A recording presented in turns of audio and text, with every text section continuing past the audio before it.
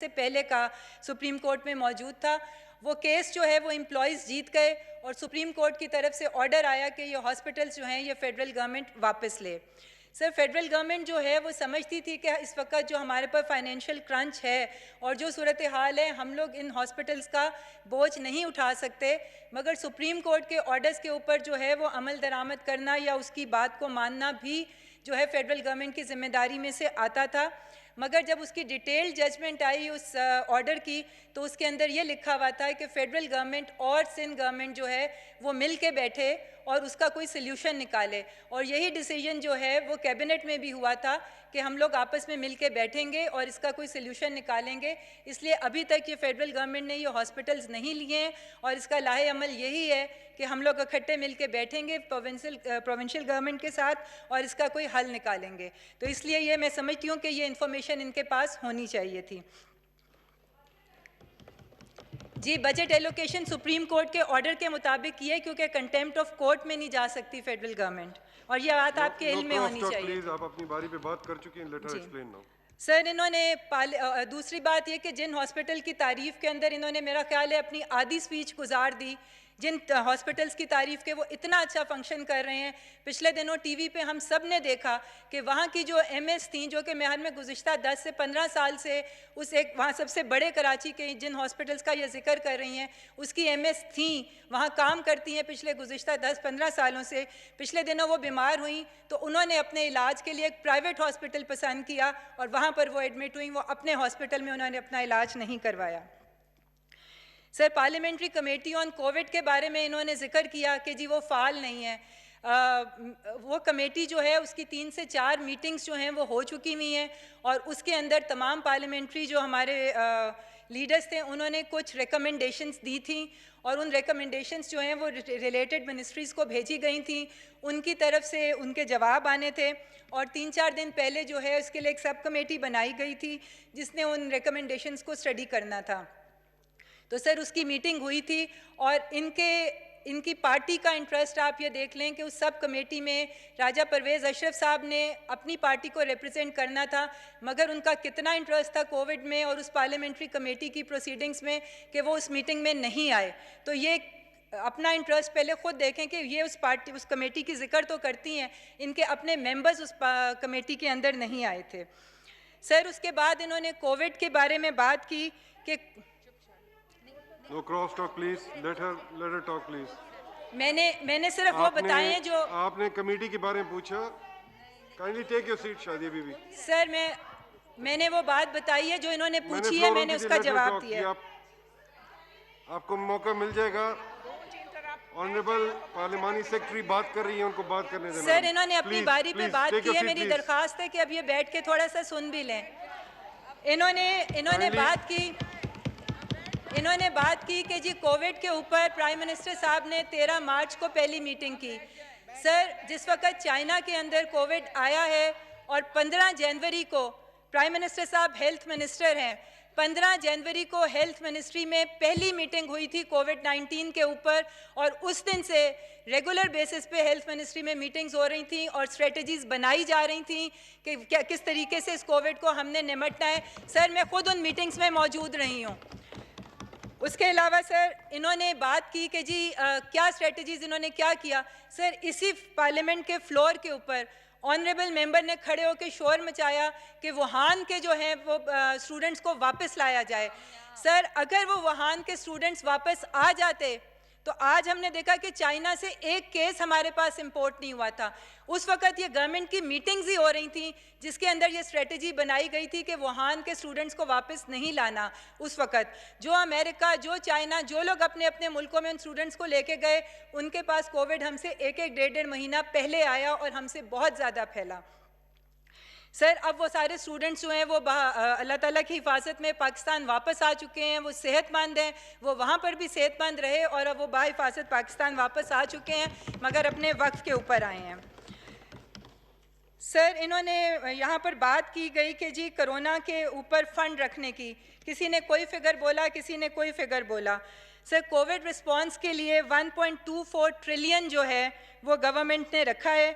अगर ये चाहती है मैं इसका ब्रेकअप भी बता देती हूँ कि इसमें से 50 बिलियन जो है वो हेल्थ मिनिस्ट्री को दिया गया, 100 बिलियन जो है वो इमरजेंसी के लिए रखा गया, 15 बिलियन फूड एंड हेल्थ के लिए, 25 बिलियन एनडीएमए के लिए, डेली वेजेस के लिए 200 बिलियन, वल्नरेबल फैमिलीज़ और पनागास के लिए 150 बिलियन, यूटिलिटी स्टोर्स के लिए 50 बिलियन, पावर एंड गैस के लिए 100 बिलियन, और इसी तरह सर फार्मर्स के लिए एसएमई और एग्रीकल्चर के लिए भी बड़े बड़े पैकेजेस रखे गए।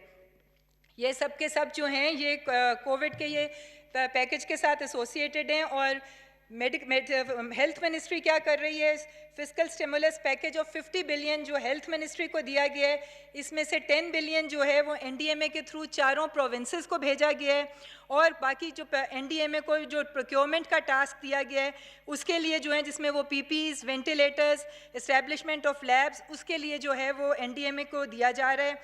और सर तकरीबन 603 वेंटिलेटर्स जो हैं वो सिस्टम में ऐड किए गए हैं।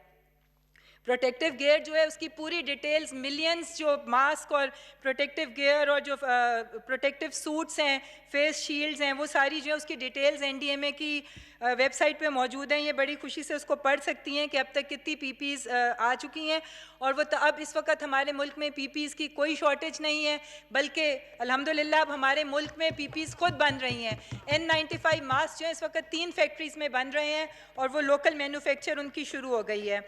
लैब्स की इस्टेब्लिशमेंट ये कहते हैं कि हमें पैसा नज़र नहीं आ रहा, कहाँ पे खर्च किया जा रहा है। सर जिस दिन ये कोविड-19 की वबा पाकिस्तान में आई थी, मार्च के शुरू में हमारे पास 4 लेबॉरेटरीज़ थी और बीएसएल लैब लाहौर में एक थी लेवल 3 की।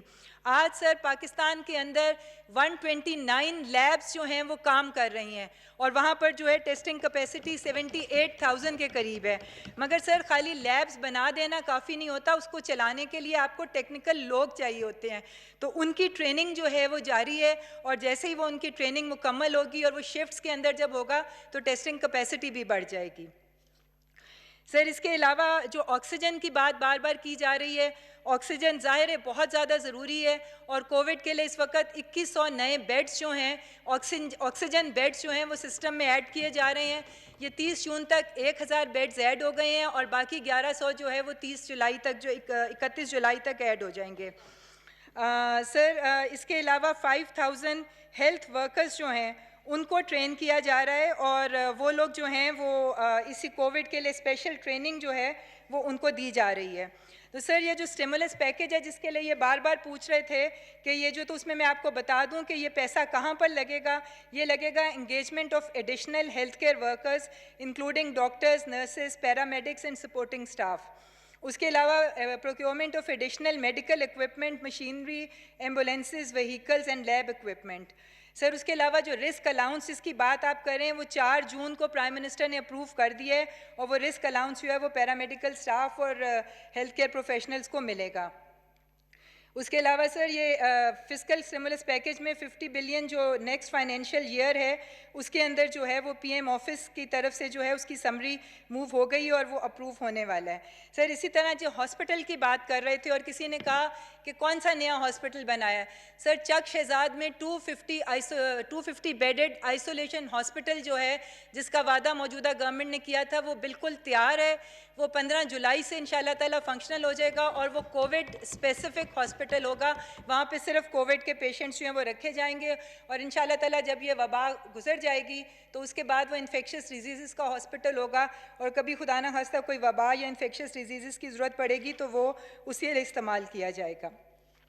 सर इसके अलावा पूरे मुल्क के अंदर क्वारंटीन फैसिलिटीज़, आइसोलेशन हॉस्पिटल्स जो हैं वो हर जगह पर मौजूद हैं।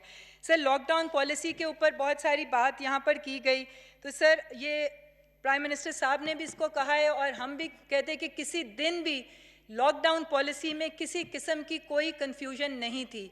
पहले दिन से प्राइम मिनिस्टर साहब का ये था कि हम टोटल लॉकडाउन नहीं कर सकते, हम अपने लोगों को नहीं उनकी रोज़ी से रोक सकते।